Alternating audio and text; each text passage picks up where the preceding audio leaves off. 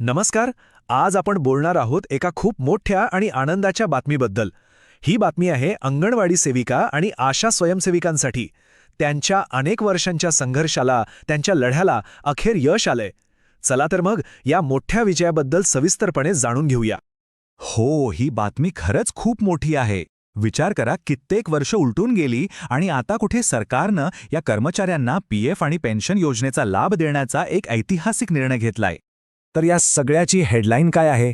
ती ही की पेन्शन योजना अखेर लागू झाली आहे. हो, हा तोच निर्णय आहे ज्याची हजारो कर्मचारी अक्षरशः डोळ्यात प्राण आणून वाट पाहत होते. आता या योजनेचा एक महत्त्वाचा भाग म्हणजे भविष्य निर्वाह निधी, म्हणजेच ईपीएफ. आता हे ईपीएफ म्हणजे नेमकं काय? तर ही एक सरकारी सेवानिवृत्ती बचत योजना आहे. सोप्या भाषेत सांगायचं तर कर्मचाऱ्यांच्या भविष्यासाठी आर्थिक सुरक्षा देणारी एक महत्त्वाची तरतूद. आणि आता याच ऐतिहासिक निर्णयामुळे आपल्या हजारो आरोग्य कर्मचाऱ्यांना ईपीएफ आणि पेन्शनचे फायदे मिळणार आहेत. त्यांच्यासाठी हा खरंच एक खूप मोठा, खूप महत्त्वाचा टप्पा आहे, नाही का? ठीक आहे, मग आता जरा खोलात शिरूया. या निर्णयाचे नेमके तपशील काय आहेत आणि सगळ्यात महत्त्वाचं म्हणजे याचा फायदा कोणाकोणांना होणार आहे? चला बघूया. तर बघा, या निर्णयामुळे तब्बल 9015 कर्मचाऱ्यांच्या आयुष्यात मोठा बदल येणार आहे. यामध्ये आपल्या अंगणवाडी सेविका आहेत, आशा स्वयंसेविका आहेत आणि अर्धवेळ परिचारिका या सर्वांचा समावेश आहे. बरं, हा महत्त्वाचा निर्णय कोणी दिला? तर तो दिलाय प्रादेशिक पीएफ आयुक्त अमित वशिष्ठ यांनी. आणि एक गोष्ट लक्षात घ्या, सध्या तरी हा निर्णय पुणे जिल्हा परिषदेत काम करणाऱ्या कर्मचाऱ्यांसाठी लागू करण्यात आला आहे. आता जरा आकड्यांबद्दल बोलूया, कारण तेही खूप महत्त्वाचे आहेत. या निर्णयाची आर्थिक व्याप्ती प्रचंड मोठी आहे. कर्मचारी आणि संस्थेचं योगदान हे सगळं मिळून तब्बल 1084.13 कोटी रुपये जमा केले जाणार आहेत. विचार करा, किती मोठी रक्कम आहे ही. आणि इथेच खरी गंमत आहे. म्हणजे फक्त निर्णय घेऊन थांबले नाहीत, तर त्याची अंमलबजावणी कशी करायची याचा एक पक्का प्लॅनही दिलाय. ही संपूर्ण रक्कम पुढच्या फक्त 60 दिवसांत जमा करण्याचे स्पष्ट आदेश देण्यात आले आहेत. म्हणजे कामाला वेग येणार हे नक्की. पण थांबा, या निर्णयातली सगळ्यात महत्त्वाची गोष्ट अजून बाकी आहे. यात एक अशी अट आहे जी या निर्णयाला खरंच शक्तिशाली बनवते. ती अट आहे पूर्वलक्षी प्रभावाची. आता हा पूर्वलक्षी प्रभाव म्हणजे काय आणि तो इतका महत्त्वाचा का आहे?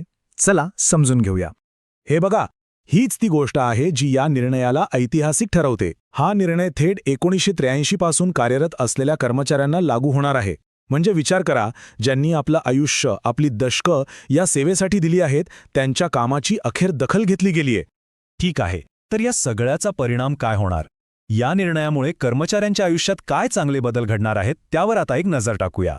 सगळ्यात पहिलं आणि महत्त्वाचं म्हणजे या कर्मचाऱ्यांना त्यांच्या भविष्यासाठी एक भक्कम आर्थिक सुरक्षा मिळणार आहे. दुसरं म्हणजे त्यांना पेन्शनचा हक्काचा लाभ मिळेल.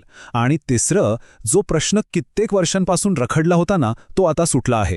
त्यांच्या इतक्या वर्षांच्या सेवेला अखेर एक सन्मान मिळालाय, एक ओळख मिळालीय. आणि बघा, हे एक वाक्य या संपूर्ण निर्णयाचं सार सांगून जातं की यामुळे अनेक वर्ष काम करणाऱ्या अंगणवाडी आणि आशा सेविकांना मोठा दिलासा मिळणार आहे. खरंच ह्या एका वाक्यात त्यांच्या सगळ्या भावना आहेत. आणि म्हणूनच आपण याकडे फक्त एक सरकारी आदेश म्हणून पाहू शकत नाही. हा एक ऐतिहासिक विजय आहे, एक मोठी लढाई जिंकल्यासारखा आहे. थोडक्यात सांगायचं तर हा निर्णय म्हणजे आपल्या आरोग्य कर्मचाऱ्यांच्या हक्कांसाठी मिळवलेला एक मोठा ऐतिहासिक विजय आहे. त्यांनी जी अनेक वर्ष सेवा दिली, जे योगदान दिलं, जे समर्पण दाखवलं, त्याला दिलेली ही एक खरी पोचपावती आहे. पण आता जाता जाता एक महत्त्वाचा प्रश्न नक्कीच मनात येतो की पुणे जिल्हा परिषदेने उचललेलं हे पाऊल, हा घेतलेला निर्णय देशभरातल्या इतर कर्मचाऱ्यांसाठी एक आदर्श ठरू शकेल का? या निर्णयामुळे त्यांच्यासाठीही आशेचा एक किरण निर्माण होईल का? यावर विचार करायलाच हवा.